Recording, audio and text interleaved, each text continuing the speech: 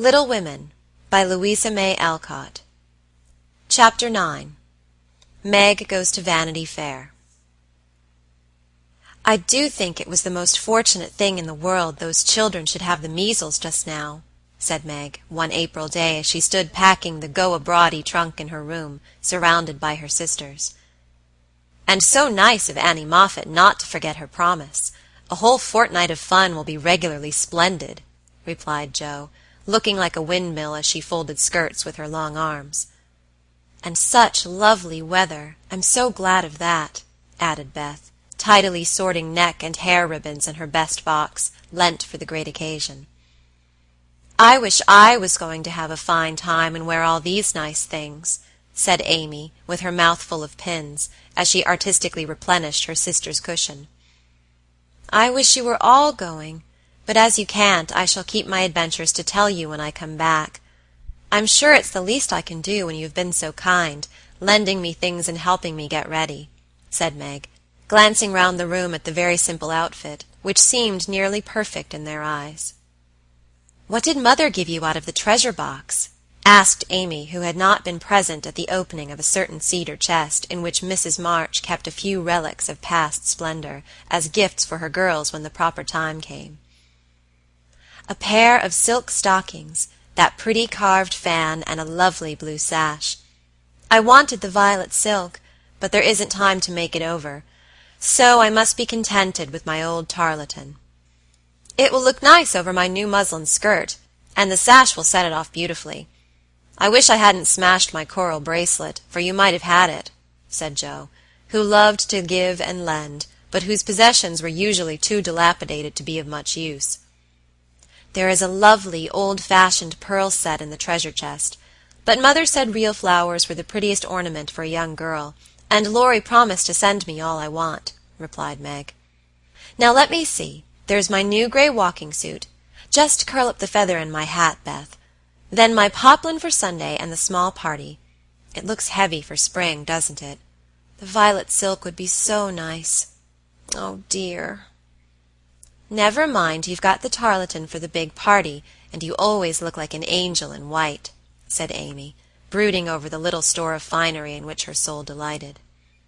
"It isn't low-necked, and it doesn't sweep enough, but it will have to do.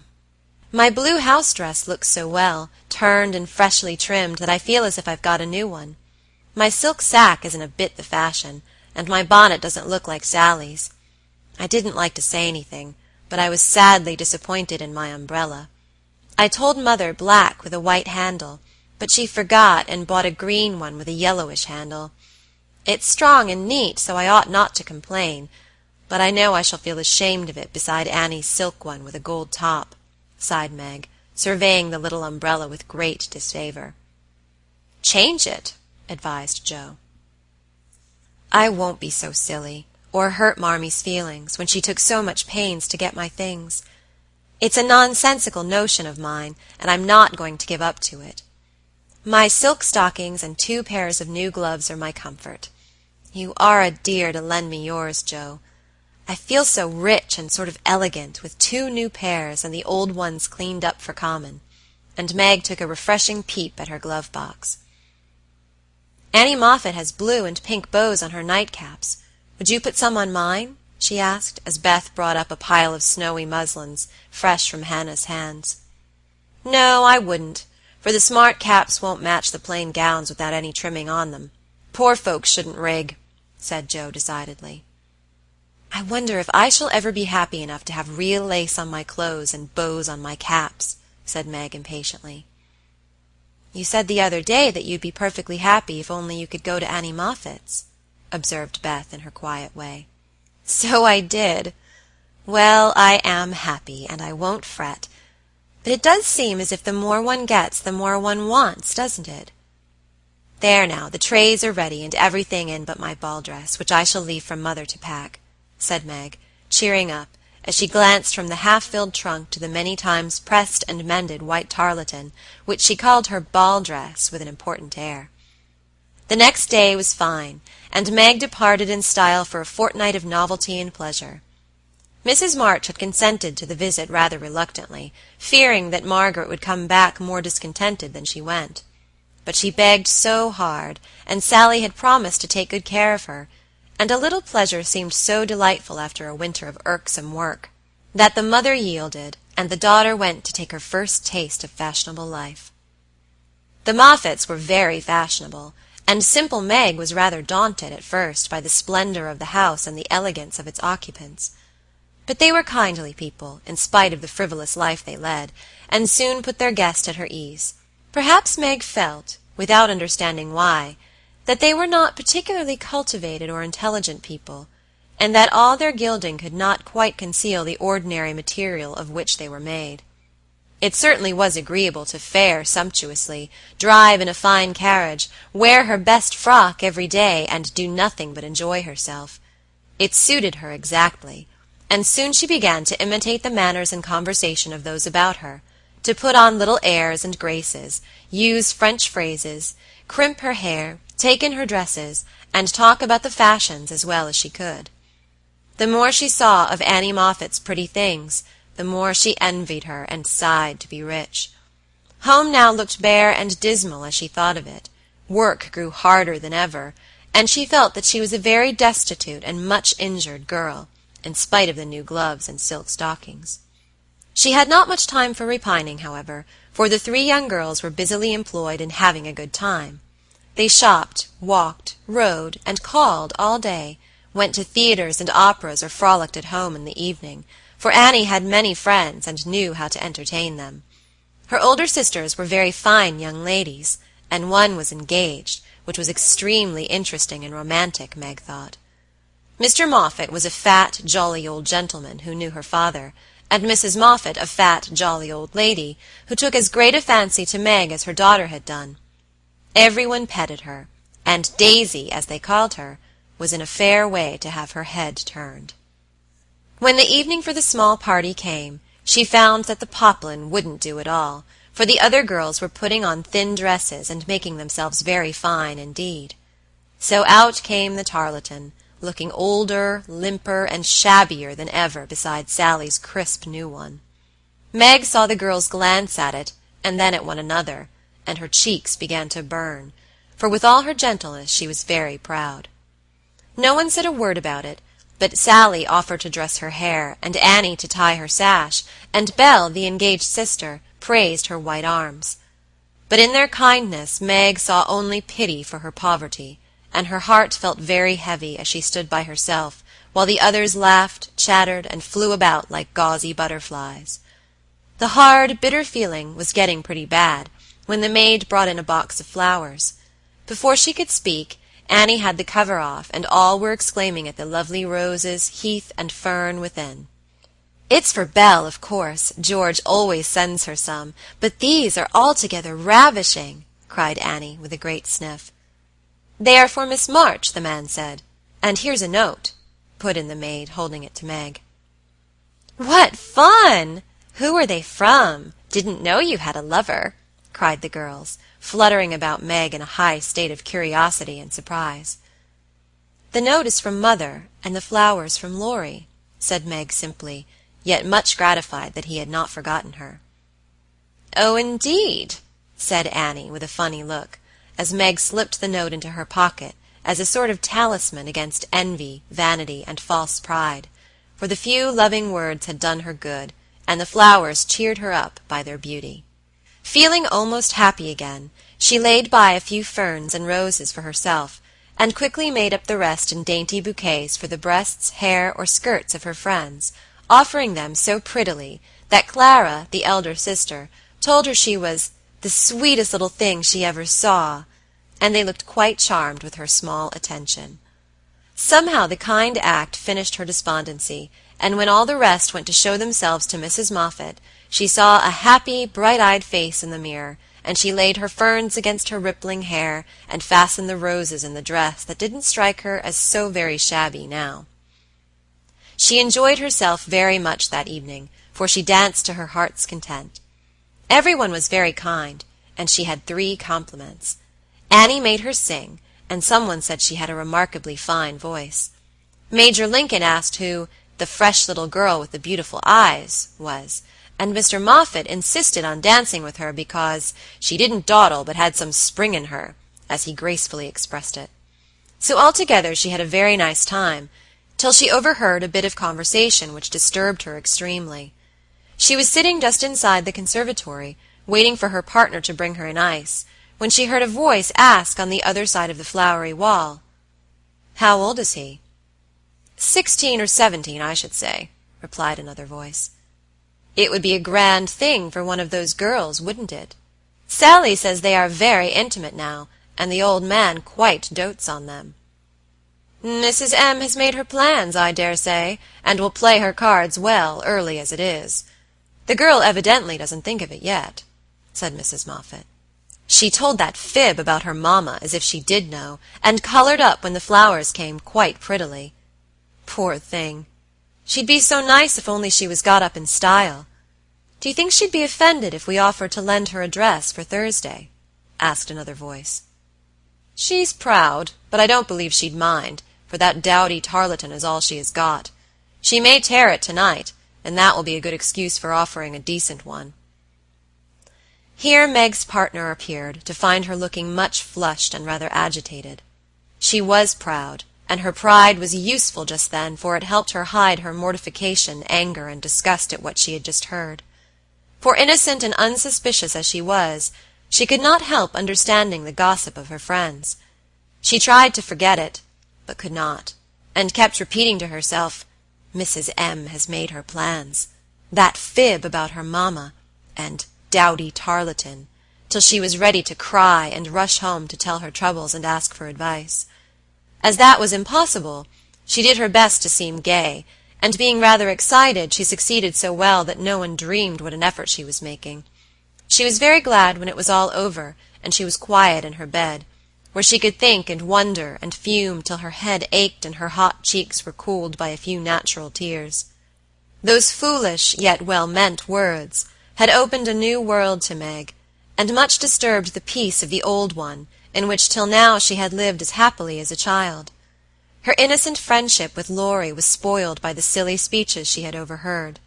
Her faith in her mother was a little shaken by the worldly plans attributed to her by Mrs. Moffat, who judged others by herself, and the sensible resolution to be contented with the simple wardrobe which suited a poor man's daughter was weakened by the unnecessary pity of girls who thought a shabby dress one of the greatest calamities under heaven.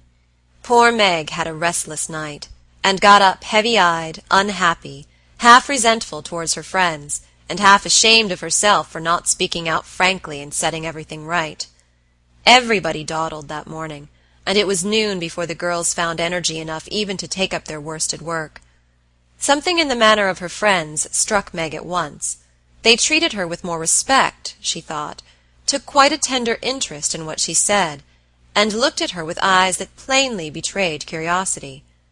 All this surprised and flattered her, though she did not understand it till Miss Bell looked up from her writing, and said with a sentimental air, "Daisy, dear, I've sent an invitation to your friend Mr. Lawrence for Thursday. We should like to know him, and it's only a proper compliment to you." Meg colored, but a mischievous fancy to tease the girls made her reply demurely, "You are very kind, but I'm afraid he won't come." "Why not, Cherie?" asked Miss Bell. "He's too old." "My child, what do you mean? What is his age, I beg to know?" cried Miss Clara. "Nearly 70, I believe," answered Meg, counting stitches to hide the merriment in her eyes. "You sly creature! Of course we meant the young man," exclaimed Miss Bell, laughing. "There isn't any. Laurie is only a little boy." And Meg laughed also at the queer look which the sisters exchanged as she thus described her supposed lover. "About your age," Nan said. "Nearer my sister Jo's. I am 17 in August," returned Meg, tossing her head. "It's very nice of him to send you flowers, isn't it?" said Annie, looking wise about nothing. "Yes, he often does, to all of us, for their house is full, and we are so fond of them. My mother and old Mr. Lawrence are friends, you know, so it is quite natural that we children should play together." And Meg hoped they would say no more. "It's evident Daisy isn't out yet," said Miss Clara to Belle with a nod. "Quite a pastoral state of innocence all round," returned Miss Belle with a shrug. "I'm going out to get some little matters for my girls. Can I do anything for you, young ladies?" asked Mrs. Moffat, lumbering in like an elephant in silk and lace. "No, thank you, ma'am," replied Sally. "I've got my new pink silk for Thursday and don't want a thing." "Nor I," began Meg, but stopped because it occurred to her that she did want several things and could not have them. "What shall you wear?" asked Sally. "My old white one again, if I can mend it fit to be seen. It got sadly torn last night," said Meg, trying to speak quite easily, but feeling very uncomfortable. "Why don't you send home for another?" said Sally, who was not an observing young lady. "I haven't got any other." It cost Meg an effort to say that, but Sally did not see it and exclaimed in amiable surprise, "Only that? How funny!" She did not finish her speech, for Belle shook her head at her and broke in, saying kindly, "Not at all. Where is the use of having a lot of dresses when she isn't out yet? There's no need of sending home, Daisy, even if you had a dozen, for I've got a sweet blue silk laid away which I've outgrown, and you shall wear it to please me, won't you, dear?" "You are very kind, but I don't mind my old dress if you don't. It does well enough for a little girl like me," said Meg. "Now do let me please myself by dressing you up in style. I admire to do it, and you'd be a regular little beauty with a touch here and there. I shan't let anyone see you till you are done, and then we'll burst upon them like Cinderella and her godmother going to the ball," said Belle in her persuasive tone. Meg couldn't refuse the offer so kindly made, for a desire to see if she would be a little beauty after touching up caused her to accept, and forget all her former uncomfortable feelings towards the Moffats.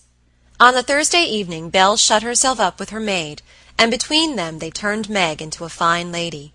They crimped and curled her hair, they polished her neck and arms with some fragrant powder, touched her lips with a coralline salve to make them redder, and Hortense would have added a soupçon of rouge if Meg had not rebelled.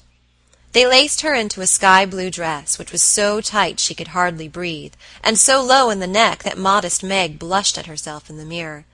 A set of silver filigree was added, bracelets, necklace, brooch, and even earrings, for Hortense tied them on with a bit of pink silk which did not show.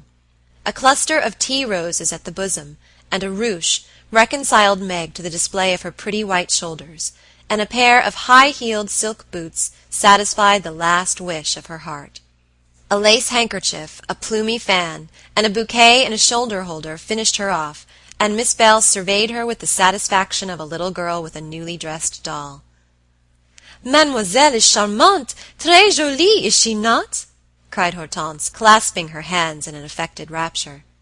"Come and show yourself," said Miss Belle, leading the way to the room where the others were waiting. As Meg went rustling after, with her long skirts trailing, her earrings tinkling, her curls waving, and her heart beating, she felt as if her fun had really begun at last, for the mirror had plainly told her that she was a little beauty. Her friends repeated the pleasing phrase enthusiastically, and for several minutes she stood, like a jackdaw in the fable, enjoying her borrowed plumes, while the rest chattered like a party of magpies. "While I dress, do you drill her, Nan, in the management of her skirt and those French heels, or she will trip herself up. Take your silver butterfly, and catch up that long curl on the left side of her head, Clara, and don't any of you disturb the charming work of my hands," said Belle as she hurried away, looking well pleased with her success. "You don't look a bit like yourself, but you are very nice. I'm nowhere beside you, for Belle has heaps of taste, and you're quite French, I assure you. Let your flowers hang, don't be so careful of them, and be sure you don't trip," returned Sally, trying not to care that Meg was prettier than herself. Keeping that warning carefully in mind, Margaret got safely downstairs and sailed into the drawing-rooms where the Moffats and a few early guests were assembled. She very soon discovered that there is a charm about fine clothes which attracts a certain class of people and secures their respect. Several young ladies who had taken no notice of her before were very affectionate all of a sudden. Several young gentlemen who had only stared at her at the other party now not only stared but asked to be introduced, and said all manner of foolish but agreeable things to her, and several old ladies who sat on the sofas and criticized the rest of the party inquired who she was with an air of interest. She heard Mrs. Moffat reply to one of them, "Daisy March, father a colonel in the army, one of our first families, but reverses of fortune, you know, intimate friends of the Lawrences. Sweet creature, I assure you, my Ned is quite wild about her." "Dear me," said the old lady, putting up her glass for another observation of Meg, who tried to look as if she had not heard and been rather shocked at Mrs. Moffat's fibs. The queer feeling did not pass away, but she imagined herself acting the new part of fine lady, and so got on pretty well, though the tight dress gave her a side-ache, the train kept getting under her feet, and she was in constant fear lest her earrings should fly off and get lost or broken. She was flirting her fan and laughing at the feeble jokes of a young gentleman who tried to be witty, when she suddenly stopped laughing and looked confused, for just opposite she saw Laurie. He was staring at her with undisguised surprise, and disapproval also, she thought, for though he bowed and smiled, yet something in his honest eyes made her blush and wish she had her old dress on. To complete her confusion, she saw Belle nudge Annie, and both glance from her to Laurie, who, she was happy to see, looked unusually boyish and shy. "Silly creatures, to put such thoughts into my head. I won't care for it, or let it change me a bit," thought Meg, and rustled across the room to shake hands with her friend. "I'm glad you came. I was afraid you wouldn't," she said, with her most grown-up air. "Joe wanted me to come and tell her how you looked, so I did," answered Laurie, without turning his eyes upon her, though he half smiled at her maternal tone. "What shall you tell her?" asked Meg, full of curiosity to know his opinion of her, yet feeling ill at ease with him for the first time. "I shall say I didn't know you, for you look so grown up and unlike yourself I'm quite afraid of you," he said, fumbling at his glove button. "How absurd of you! The girls dressed me up for fun, and I rather like it. Wouldn't Jo stare if she saw me?" said Meg, bent on making him say whether he thought her improved or not. "Yes, I think she would," returned Laurie gravely. "Don't you like me so?" asked Meg. "No, I don't," was the blunt reply. "Why not?" in an anxious tone. He glanced at her frizzled head, bare shoulders, and fantastically trimmed dress with an expression that abashed her more than his answer, which had not a particle of his usual politeness in it. "I don't like fuss and feathers." This was altogether too much from a lad younger than herself, and Meg walked away, saying petulantly, "You are the rudest boy I ever saw." Feeling very much ruffled, she went and stood at a quiet window to cool her cheeks, for the tight dress gave her an uncomfortably brilliant color. As she stood there, Major Lincoln passed by, and a minute after she heard him saying to his mother, "They are making a fool of that little girl. I wanted you to see her, but they have spoiled her entirely. She's nothing but a doll tonight." "Oh, dear," sighed Meg. "I wish I'd been sensible and worn my own things. Then I should not have disgusted other people or felt so uncomfortable and ashamed of myself." She leaned her forehead on the cool pane and stood half hidden by the curtains, never minding that her favorite waltz had begun, till someone touched her, and turning she saw Laurie, looking penitent, as he said, with his very best bow and his hand out, "Please forgive my rudeness, and come and dance with me." "I'm afraid it will be too disagreeable to you," said Meg, trying to look offended and failing entirely. "Not a bit of it. I'm dying to do it. Come, I'll be good. I don't like your gown, but I do think you are just splendid." And he waved his hands as if words failed to express his admiration. Meg smiled and relented, and whispered as they stood waiting to catch the time, "Take care my skirt doesn't trip you up. It's the plague of my life, and I was a goose to wear it." "Pin it round your neck, and then it will be useful," said Laurie, looking down at the little blue boots, which he evidently approved of. Away they went fleetly and gracefully, for having practiced at home they were well matched, and the blithe young couple were a pleasant sight to see, as they twirled merrily round and round, feeling more friendly than ever after their small tiff. "Laurie, I want you to do me a favor, will you?" said Meg, as he stood fanning her when her breath gave out, which it did very soon, though she would not own why. "Won't I?" said Laurie, with alacrity. Please don't tell them at home about my dress tonight. They won't understand the joke, and it will worry Mother."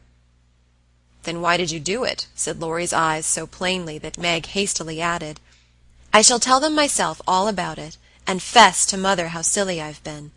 But I'd rather do it myself. So you'll not tell, will you?" "I give you my word I won't. Only what shall I say when they ask me?" "Just say I looked pretty well and was having a good time." "I'll say the first with all my heart, but how about the other? You don't look as if you were having a good time. Are you?"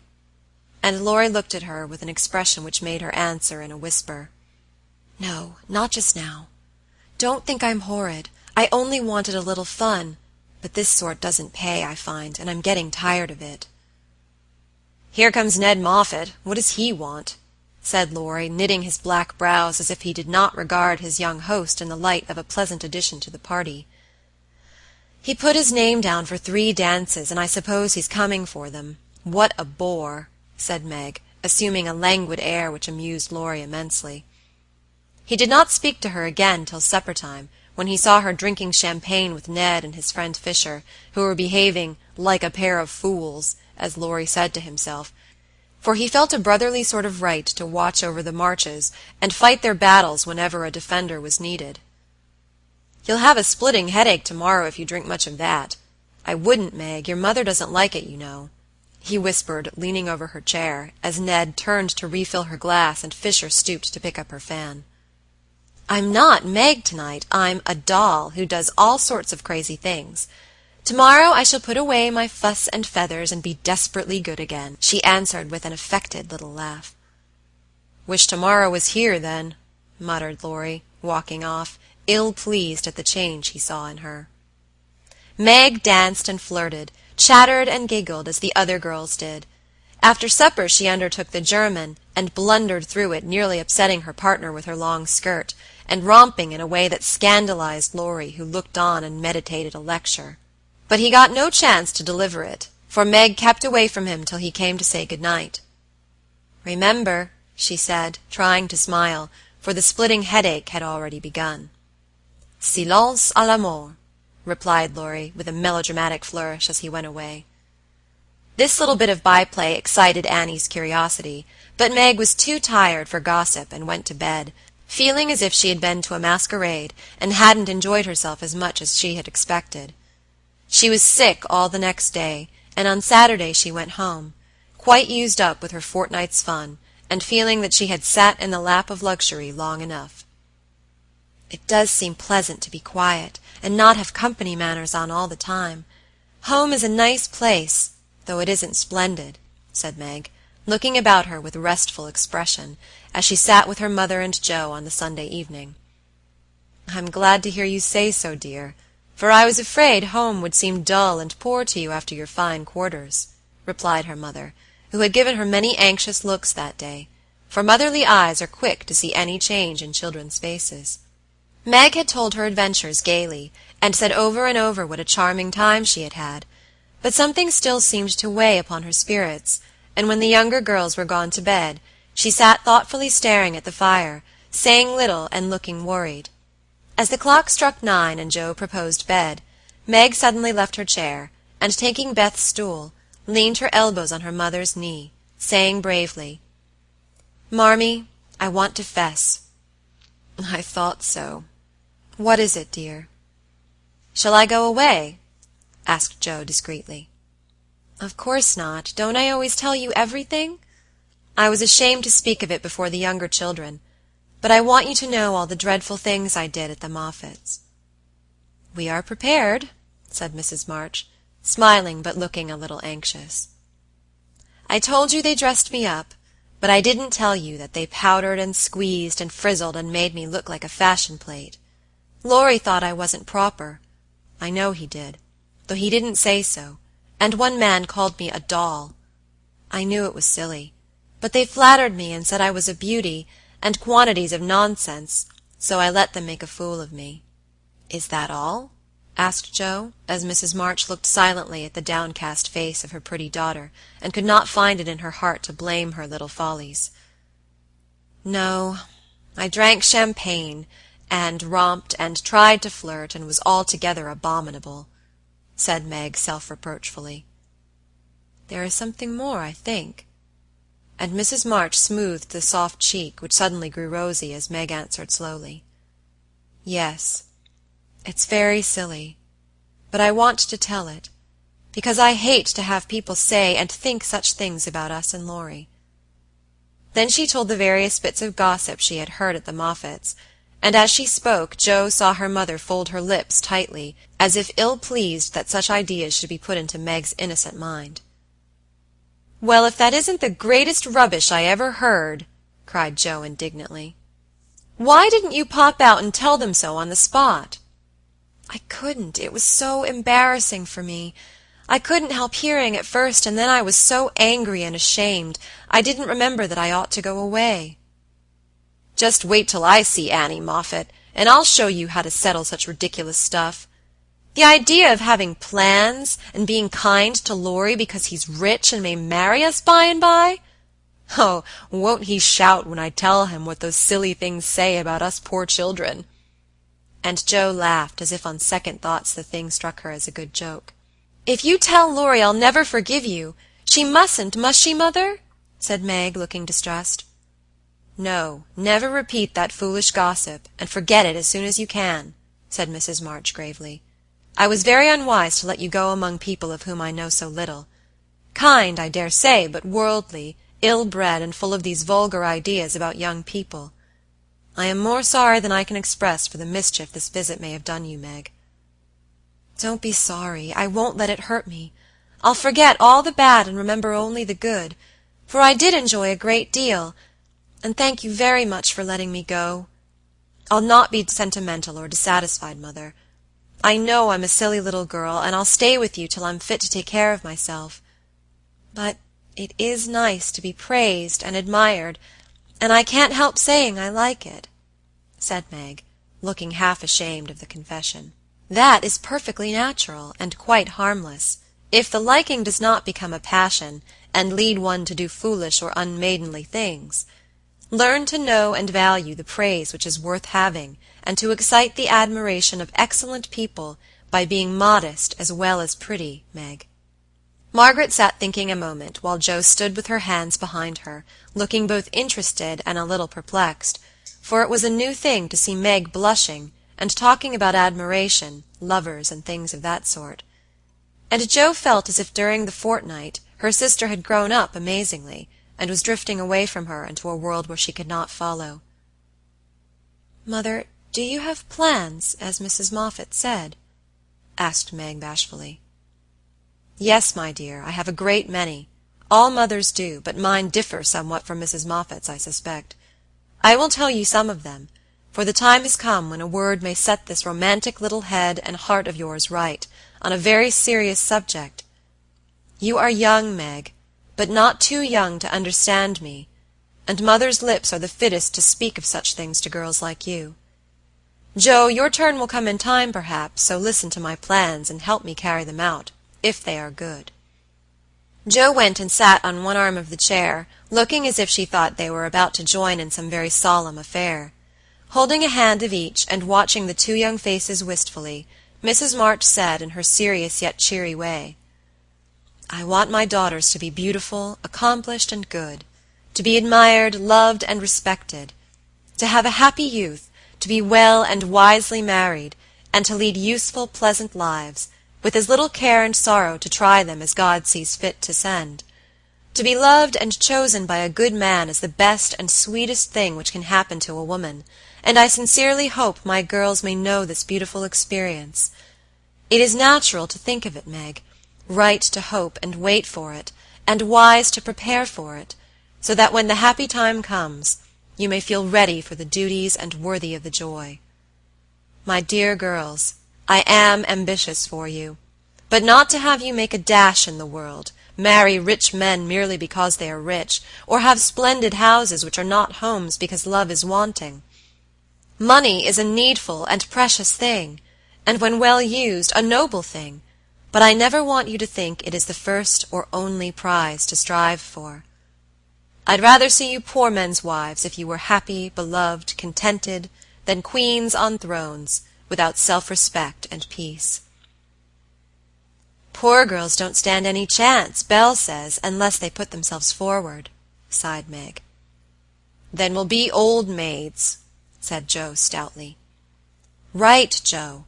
Better be happy old maids than unhappy wives, or unmaidenly girls running about to find husbands," said Mrs. March decidedly. "Don't be troubled, Meg. Poverty seldom daunts a sincere lover. Some of the best and most honored women I know were poor girls, but so love-worthy that they were not allowed to be old maids. Leave these things to time. Make this home happy, so that you may be fit for homes of your own, if they are offered you, and contented here if they are not. One thing remember, my girls. Mother is always ready to be your confidant, father to be your friend, and both of us hope and trust that our daughters, whether married or single, will be the pride and comfort of our lives." "We will, Marmee, we will," cried both, with all their hearts, as she bade them good night. End of Chapter 9.